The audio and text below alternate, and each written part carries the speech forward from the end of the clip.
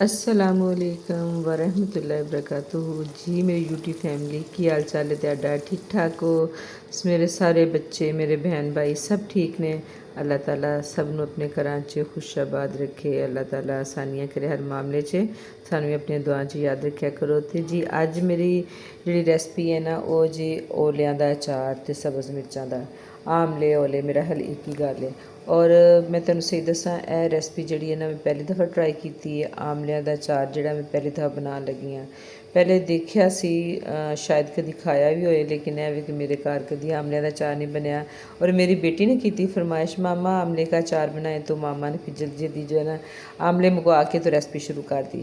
तो जी जनाब ਇਹ ਜਿਹੜੇ ਆਮਲੇ ਨੇ ਨਾ ਇਹਨਾਂ ਨੂੰ ਅਸੀਂ ਧੋ ਲਿਆ। ਉਸ ਤੋਂ ਬਾਅਦ ਪਾਇਆ ਜੀ ਟੋਕਰੀ 'ਚ, ਖੁਸ਼ਕ ਹੋ ਗਏ ਨੇ ਤੇ ਇਹਨਾਂ ਨੂੰ ਮੈਂ ਸਾਫ਼ ਕੀਤਾ। ਜਿਹੜਾ ਤੁਹਾਨੂੰ ਵਿਖਾ ਰਹੀ ਹਾਂ ਥੋੜ੍ਹਾ ਸਾਰਾ ਵੱਡਾ ਸਾਰਾ ਨਿਸ਼ਾਨ ਹੈ, ਇਹਨੂੰ ਮੈਂ ਛੁਰੀ ਨਾਲ ਉਤਾਰ ਦਿੱਤਾ ਹੈ।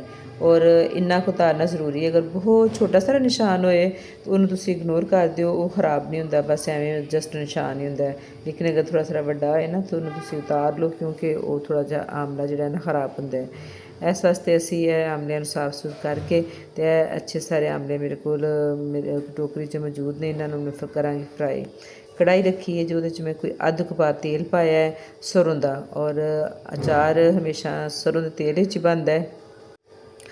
ਔਰ ਤੇਲ ਪਾ ਕੇ ਕੜਾਹੀ 'ਚ ਤੁਸੀਂ ਇਹਨੂੰ ਨਾਰਮਲ ਆਂਚ 'ਤੇ ਗਰਮ ਕਰਨਾ। ਇਹ ਨਹੀਂ ਕਿ ਤੁਸੀਂ ਤੇਲ ਨੂੰ ਸਾੜ ਬਾਲ ਲਵੋ, ਵਿੱਚ ਧੂੰਆਂ ਨਹੀਂ ਨਿਕਲਣਾ ਚਾਹੀਦਾ।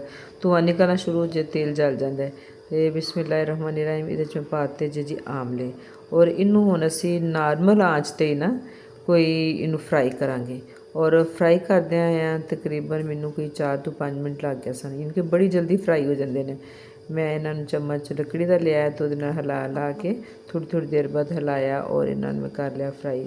ਪਹਿਲੇ ਇਹ ਹਰੇ ਹਰੇ ਰੰਗ ਦੇ ਸਨ ਔਰ ਹੁਣ ਹੋ ਗਏ ਜੇ ਕੋ ਪੀਲੇ ਪੀਲੇ ਰੰਗ ਦੇ, ਅਤੇ ਕਿੱਡੇ ਸੋਹਣੇ ਪਏ ਲੱਗਦੇ ਨੇ। ਔਰ ਮੈਂ ਤੈਨੂੰ ਦੱਸਿਆ ਨਾ ਕਿ ਮੈਂ ਇਹਨੂੰ ਨਾਰਮਲ ਆਂਚ 'ਤੇ ਫਰਾਈ ਕੀਤਾ ਹੈ, ਤੇਜ਼ ਆਂਚ 'ਤੇ ਫਰਾਈ ਨਹੀਂ ਕਰਨਾ।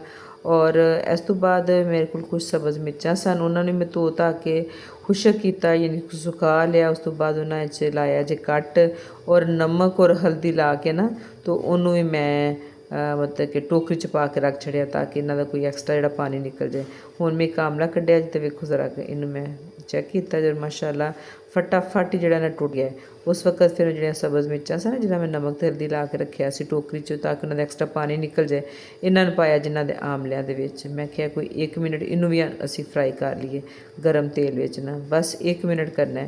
ਔਰ ਇਸ ਤੋਂ ਜ਼ਿਆਦਾ ਤੁਸੀਂ ਨਹੀਂ ਕਰਨਾ। ਔਰ ਮੈਂ ਕੋਈ 1 ਮਿੰਟ ਕਰਨ ਤੋਂ ਬਾਅਦ ਫਰਾਈ ਕਰਨ ਤੋਂ ਬਾਅਦ ਮਿਰਚਾਂ ਜਿਹੜੀਆਂ ਨੇ ਨਾ ਮਤਲਬ ਐਂਡ 'ਤੇ ਆ ਕੇ ਪਾਈਆਂ ਨੇ। 1 ਮਿੰਟ ਫਰਾਈ ਕਰਨ ਤੋਂ ਬਾਅਦ ਮੈਂ ਕਰ ਦਿੱਤਾ ਜੀ ਚੁੱਲ੍ਹਾ ਬੰਦ। ਔਰ ਇਸ ਤੋਂ ਬਾਅਦ ਅਸੀਂ ਕਰਾਂਗੇ ਜੀ ਇਹਦੇ ਵਾਸਤੇ ਅਚਾਰ ਦਾ ਮਸਾਲਾ ਤਿਆਰ। 1 ਚਮਚ ਮੈਂ ਸੌਂਫ ਲਈ ਜੀ, 1 ਚਮਚ ਕਲਵੰਜੀ, 1 ਚਮਚ ਮੇਥਰੇ ਔਰ 1 ਚਮਚ ਜਿਹੜਾ ਜੀ ਨਾ ਸੁੱਕਾ ਧਨੀਆ। ਇਹ ਸਾਰੇ ਜੋ ਹੈ ਨਾ ਜਿਹੜੇ ਚਾय ਦੇ ਚਮਚ ਨੇ ਨਾ, ਇਹ ਮੈਂ ਭਰ ਕੇ ਲਿਆ ਜੇ। ਔਰ ਇਹਨਾਂ ਨੂੰ ਅਸੀਂ ਕਰਾਂਗੇ ਗ੍ਰਾਇੰਡ। ਬਿਸਮਿल्लाह रहमान रहीम। ਸਭ ਤੋਂ ਪਹਿਲੇ ਜਨਾਬ ਅਸੀਂ ਇਹਦੇ 'ਚ ਪਾ ਦਿਆਂਗੇ ਜੀ ਜ਼ੀਰਾ ਪਾ ਕੇ ਉਸ ਤੋਂ ਬਾਅਦ ਬਾਕੀ ਮਸਾਲੇ ਸਾਰੇ ਇੱਕ ਇੱਕ ਕਰਕੇ ਪਾ ਦਿਆਂਗੇ। ਸੁੱਕਾ ਧਨੀਆ ਚਲਾ ਗਿਆ ਇਹਦੇ 'ਚ। ਇਸ ਤੋਂ ਬਾਅਦ ਚਲੇ ਗਏ ਜੀ ਜਨਾਬ ਮੇਥਰੇ, ਔਰ ਮੇਥਰਿਆਂ ਤੋਂ ਬਾਅਦ ਰਹਿ ਗਈ ਜੀ ਸੌਂਫ। ਇਹਨੂੰ ਇਸ ਡੱਬੀ 'ਚ ਅਸੀਂ ਲੋਦਨੇ ਹਾਂ ਅਤੇ ਅਸੀਂ ਇਹਨੂੰ ਕਰ ਲੈਂਦੇ ਹਾਂ ਜੀ ਗ੍ਰਾਇੰਡ। ਕਲਵੰਜੀ ਨੂੰ ਅਸੀਂ ਵਿੱਚ ਨਹੀਂ ਪਾਉਣਾ, ਕਿਉਂਕਿ ਜਲਦੀ ਜਲਦੀ ਉਹ ਨਾ ਬੜਾ ਬਰੀਕ ਸਾਰਾ ਪਾਊਡਰ ਬਣ ਜਾਂਦਾ ਹੈ, ਤਾਂ ਅੱਛਾ ਨਹੀਂ ਲੱਗਦਾ। ਇਹਨਾਂ ਮਸਾਲਿਆਂ ਨੂੰ ਅਸੀਂ ਦਰਦਰਾ ਜਿਹਾ ਕਰਨਾ ਹੈ। ਭਾਵੇਂ ਤੁਸੀਂ ਚੱਟੂ ਵੱਟੇ 'ਚ ਕੁੱਟ ਲਓ, ਕੂੰਡੀ 'ਚ ਕੁੱਟ ਲਓ, ਇਸ ਗ੍ਰਾਇੰਡਰ ਵਾਲੀ ਡੱਬੀ 'ਚ ਕੁੱਟ ਲਓ। ਅਤੇ ਅਸੀਂ ਇਹਦੇ ਵਿੱਚ ਨਾ ਬਸ ਇਹਨੂੰ ਜ਼ਰਾ ਸਵਾਦ ਦਵਾ ਕੇ, ਵਿਚਾਰੀ ਨਾਜ਼ੁਕ ਜਿਹੀ ਹੁੰਦੀ ਕਿ ਸੜ ਸੁੜ ਨਾ ਜਾਏ ਨਾ, ਅਤੇ ਅਸੀਂ ਇਹਨਾਂ ਮਸਾਲਿਆਂ ਨੂੰ ਜਿਹੜਾ ਨਾ ਦਾਦਰ ਜਿਹਾ ਕਰ ਲਿਆ। ਜਿਸ ਤਰ੍ਹਾਂ ਤੁਹਾਨੂੰ ਵੇਖਣ 'ਚ ਮਹਿਸੂਸ ਹੋ ਰਿਹਾ ਹੋਏਗਾ ਕਿ ਬਹੁਤ ਜ਼ਿਆਦਾ ਪਾਊਡਰ ਮਸਾਲਾ ਨਹੀਂ ਬਣਿਆ ਨਾ। ਅਤੇ ਇਹਦੇ ਵਿੱਚ ਅਸੀਂ ਹੁਣ ਪਾਵਾਂਗੇ ਜੀ ਬਾਕੀ ਚੀਜ਼ਾਂ। ਔਰ ਬਾਕੀ ਚੀਜ਼ਾਂ ਕਲਵੰਜੀ ਰਹਿ ਗਈ ਸੀ ਪਹਿਲੇ ਅਸੀਂ ਪਾਇਆ ਜੇ ਉਹਨੂੰ।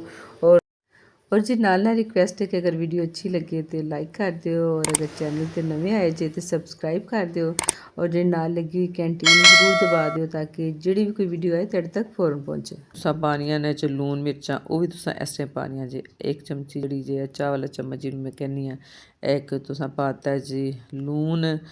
ਪੰਜਾਬੀ 'ਚ ਗੱਲ ਕਰ ਰਹੇ ਹਾਂ ਤਾਂ ਪੰਜਾਬੀ 'ਚ ਕੋਸ਼ਿਸ਼ ਕਰਾਂਗੇ ਸਾਰੇ ਲਫ਼ਜ਼ ਬੋਲਣਾ। ਇਹ ਵਿੱਚ ਮੈਂ ਪਾ ਦਿੱਤੀ ਜੀ ਅੱਧਾ ਚਮਚ ਹਲਦੀ, ਔਰ ਅੱਧਾ ਹੀ ਜਿਹੜਾ ਨਾ ਵਿੱਚ ਚਮਚ ਜਾਂ 1 ਚਮਚ ਮੈਨੂੰ ਆਪ ਹੀ ਭੁੱਲ ਗਿਆ ਜੇ ਵਾਇਸ ਓਵਰ ਕਰਦਿਆਂ ਵਿੱਚ ਮਿਰਚਾਂ ਕਿੰਨੀਆਂ ਪਾਈਆਂ ਸਨ। ਇਹ ਵੇਖੋ ਜੀ 1 ਚਮਚ ਪਾਈਆਂ ਜੀ ਮਿਰਚਾਂ, ਠੀਕ ਹੈ।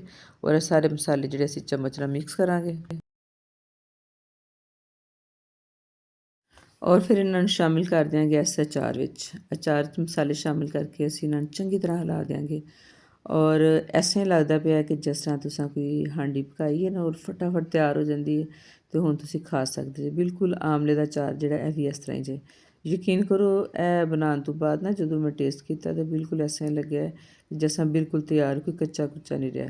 ਖੈਰ ਅਸੀਂ ਉਹਨੂੰ ਕੜਾਹੀ ਨੂੰ ਫਿਰ ਕੁਛ ਦੇਰ ਛੱਡ ਦਿੱਤਾ ਹਿਲਾ ਕੇ ਤਾਂ ਕਿ ਠੰਡਾ ਹੋ ਜਾਏ ਅਚਾਰ। ਉਸ ਤੋਂ ਬਾਅਦ ਇੱਕ ਮਰਤਬਾਨ ਲਿਆ, ਇਹਨੂੰ ਧੋ ਧਾ ਕੇ ਅੱਛੀ ਤਰ੍ਹਾਂ ਖੁਸ਼ਕ ਕਰ ਲਓ।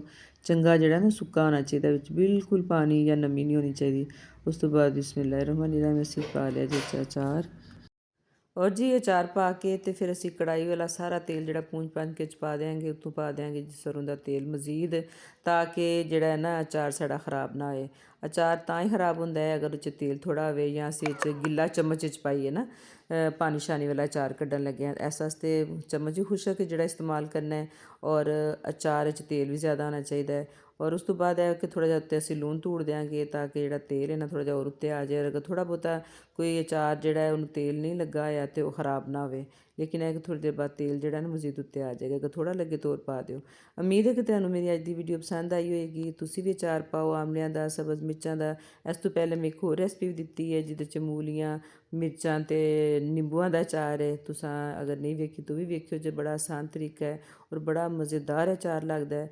ਹੁਣ ਜੀ ਤੇਲ ਜਿਹੜਾ ਅਸੀਂ ਪਾ ਲਿਆ, ਲੇਕਿਨ ਸਾਡਾ ਅਚਾਰ ਜ਼ਰਾ ਕੋਸਾ ਕੋਸਾ ਹੈ। ਇਸ ਵਾਸਤੇ ਉੱਤੇ ਛਾਨੀ ਜੀ ਰੱਖ ਦਿੱਤੀ, ਯਾਨੀ ਕਿ ਪੂਣੀ ਰੱਖ ਦਿੱਤੀ ਨਾ ਚਾਹ ਭੁੰਨਣ ਵਾਲੀ, ਜਾਂ ਤੁਸੀਂ ਉੱਤੇ ਕੱਪੜਾ ਪਾ ਦਿਓ। ਹਾਲੇ ਅਸੀਂ ਇਹਨੂੰ ਟਾਈਟ ਕਰਕੇ ਬੰਦ ਨਹੀਂ ਕਰਾਂਗੇ। ਅਤੇ ਜਨਾਬ ਬਣਾਈ ਸੀ ਦਾਲ ਔਰ ਨਾਲ ਅਸਾਂ ਖਾਧਾ ਜੇ ਆਮਲਿਆਂ ਦਾ ਅਚਾਰ। ਕੋਈ ਮਜ਼ਾ ਆਇਆ, ਬਹੁਤ ਮਜ਼ਾ ਆਇਆ। ਆਮਲਿਆਂ ਦਾ ਅਚਾਰ ਮਜ਼ੇਦਾਰ ਔਰ ਬੜੀ ਆਸਾਨ ਰੈਸਪੀ, ਤੁਸੀਂ ਬਣਾਓ ਔਰ ਇੰਜੋਏ ਕਰੋ ਆਮਲੇ ਦਾ ਅਚਾਰ। ਔਰ ਕਮੈਂਟ 'ਚ ਦੱਸਿਓ ਤੁਹਾਡਾ ਅਚਾਰ ਕੈਸਾ ਬਣਿਆ। ਅੱਲਾ ਹਾਫਿਜ਼।